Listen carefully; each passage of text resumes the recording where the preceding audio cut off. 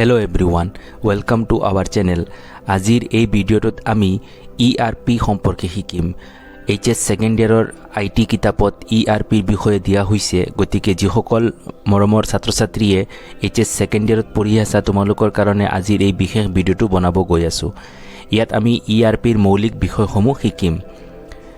প্ৰথমে আমি ইয়াৰ ডেফিনেশ্যন বা সংজ্ঞা শিকিব বিচাৰিছো যে ERP মানেনো কি হয়। ERPৰ সম্পূৰ্ণ ৰূপ হৈছে এণ্টাৰপ্ৰাইজ ৰিসোৰ্স প্লেনিং।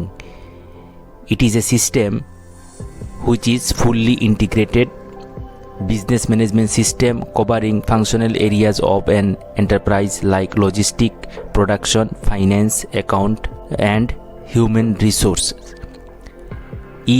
এটা প্ৰণালী বা সিস্টেম যি লজিষ্টিক, উৎপাদন, বিত্ত, একাউণ্টিং আৰু মানৱ সম্পদৰ দৰে উদ্যোগ এটাৰ কাৰ্যকৰী ক্ষেত্ৰবোৰ সামৰি এক সম্পূৰ্ণ একত্ৰিত ব্যৱসায় ব্যৱস্থাপনা প্ৰণালী। য'ত কি থাকে, it organize, integrates operation process and information flows to make optimum use of resources such as men, material, money and machine. মানৱ সম্পদ, সামগ্ৰী, ধন, যন্ত্ৰৰ দৰে সম্পদৰ সৰ্বোত্তম ব্যৱহাৰ কৰিবলৈ বিভিন্ন প্ৰক্ৰিয়া আৰু তথ্য প্ৰবাহ সংগঠিত আৰু একত্ৰিত কৰে। তাৰ মানে ERP হৈছে এটা চেন্ট্ৰেলাইজ সিস্টেম য'ত বিভিন্ন ডিপাৰ্টমেণ্টসমূহৰ এটা অৰ্গেনাইজেশ্যন বা এটা এণ্টাৰপ্ৰাইজত বিভিন্ন প্ৰকাৰৰ ডিপাৰ্টমেণ্ট থাকে আৰু সকলো ডিপাৰ্টমেণ্টৰ তথ্যসমূহ এটা চেন্ট্ৰেল লোকেশ্যনত শ্বেয়াৰ কৰা থাকে আৰু যি চেন্ট্ৰেল লোকেশ্যনত বা যি সিস্টেমত শ্বেয়াৰ কৰা থাকিব সেইটোৰ নামেই হৈছে ERP বা enterprise resource planning.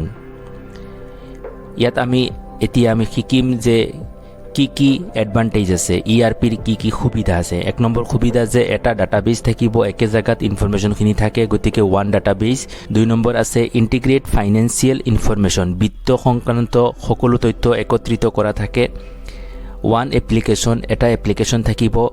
One user interface, এটা ব্যৱহাৰকাৰীৰ আন্তঃপৃষ্ঠা থাকিব, ইউজাৰ ইণ্টাৰফেচ থাকিব এটাই।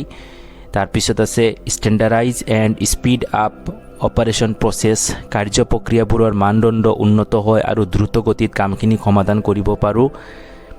ইণ্টিগ্ৰেট কাষ্টমাৰ অৰ্ডাৰ ইনফৰমেশ্যন, গ্ৰাহকৰ অৰ্ডাৰ তথ্য একত্ৰিত কৰে, ফলত সেৱাৰ মানদণ্ড উন্নত হয়।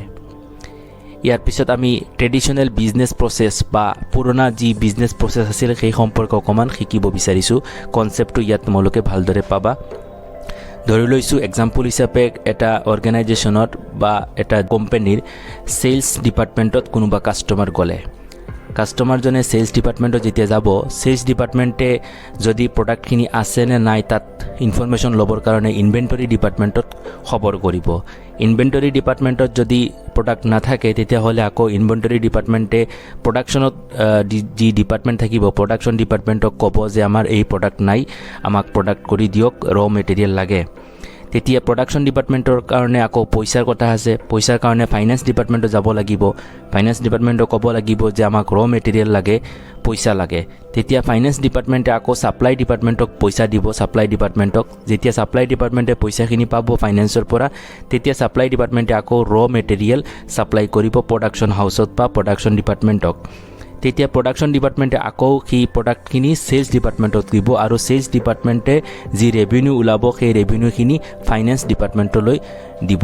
এনেদৰে এটা দীঘলীয়া প্ৰচেছ, এটা ডিপাৰ্টমেণ্টৰ লগত আৰু এটা ডিপাৰ্টমেণ্টৰ বৰ বেছি ভাল কমিউনিকেশ্যন হোৱা নাছিলে। সেইটো আছিলে ট্ৰেডিশ্যনেল বিজনেছ প্ৰচেছ, পুৰণা বিজনেছ প্ৰচেছ। এতিয়া আমি শিকিম নতুন যি ERP বা মডাৰ্ণ বিজনেছ প্ৰচেছটো কি হয়।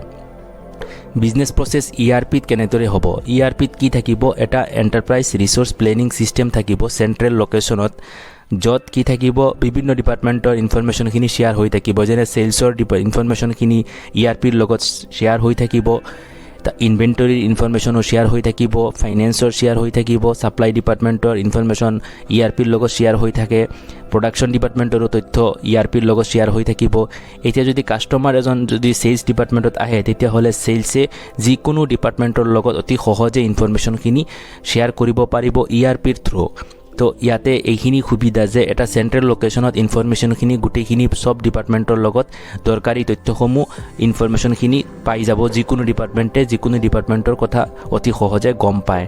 এইখিনি হৈছে ERPৰ বহুত বেছি ভাল সুবিধা আৰু মডাৰ্ণ যি বিজনেছ পলিচি আছে তাত ERPৰ ইমপ্লিমেণ্টেশ্যন বহুত বেছি হৈ আছে সেইটো কাৰণেই এইখিনি আছিলে ERPৰ মূল ধাৰণা মৌলিক কথা পৰৱৰ্তী ভিডিঅ'ত আমি IT সাবজেক্টৰ অন্যান্য টপিকসমূহ আলোচনা কৰিম যদি পোনপ্ৰথমবাৰৰ বাবে মোৰ চেনেলত আহিছা অনুগ্ৰহ কৰি চেনেলটো সাবস্ক্ৰাইব কৰি ল'বা আৰু পৰৱৰ্তী সময়ত লগ পাম তাৰে আশা ৰাখি ভিডিঅ'টো ইয়াতে সমাপ্ত কৰিছোঁ ধন্যবাদ